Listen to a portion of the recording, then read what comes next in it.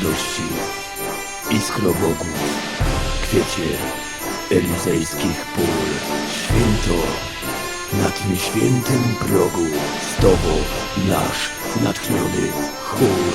Jasność Twoja wszystko przyćmi, złączy co rozdzielił los. Wszyscy ludzie się przajają, tamtaj słychać jest Twój głos.